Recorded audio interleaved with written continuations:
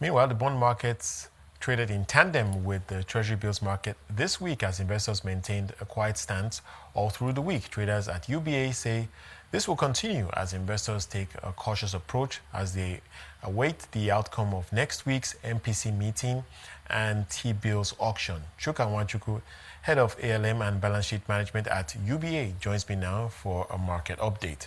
Chuka, it's a pleasure to have you on the program. Thanks for your time. First of all, let me go to these FAC allocations that I was discussing just now and the immediate impact. What are you expecting?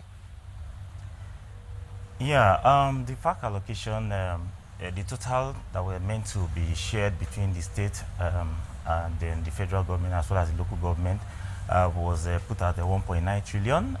However, at the economics meeting yesterday, chaired by the vice president, the state agreed, as well as with the federal government, to share only 900 billion, and I think it's a smart move.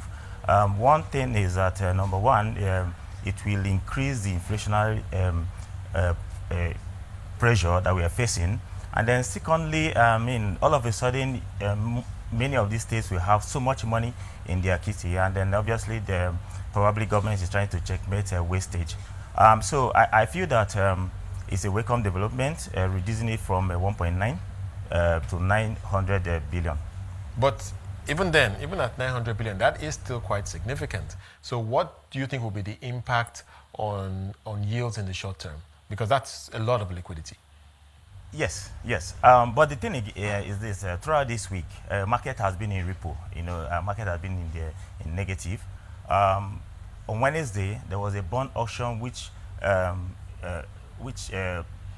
bond settlement from the Monday bond auction, which was around 656 billion. So the system is really tight this week, and that is why we've seen that this fact coming in, as well as coupon payment next week, will bring a lot of respite into the system, and then we see,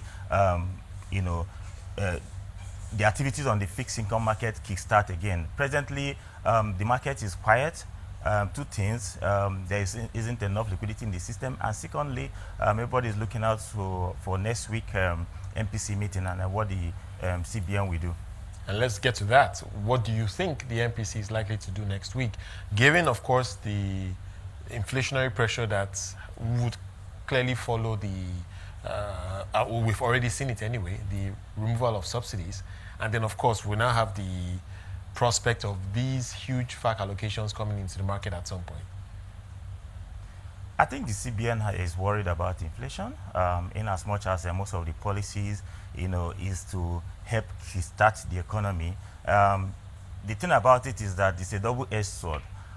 If the CBN allows low interest rate, then there will be more money in more money in the system. At the same time, CBN will also be worried about inflation. So for me, I think that CBN will probably maintain.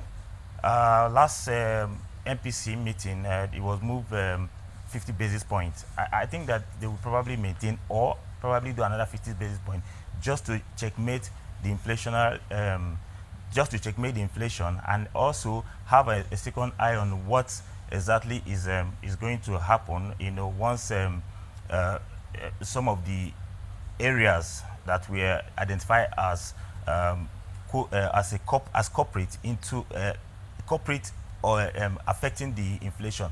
For example, food inflation is a big factor. You know what the issue is. Farmers produce, but there are all sorts of issues, insecurity issues, infrastructural issues. So as long as these produce don't get to the end users, the food inflation will continue. And so right. The FX inflation is also another one. As long as the demand in the system is still heavily high, I believe that this inflation figure will probably go much higher. All right, let's leave it there. Thank you so much for your time today. I've been speaking to Chuka Nwachukwu, head of ALM and balance sheet management at UBA.